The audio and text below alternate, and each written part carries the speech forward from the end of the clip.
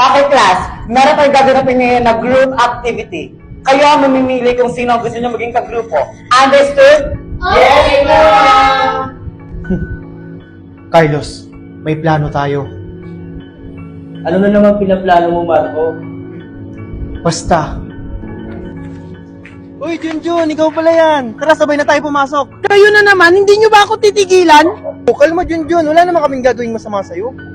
Oo nga, ba't parang takot na takot ka? Bakit? Hindi na ba kayo galit sa akin? Limutan mo na yung Junjun. Pasensya na nga pala nung nakarang araw, ha. Dala lang ng emosyon ko.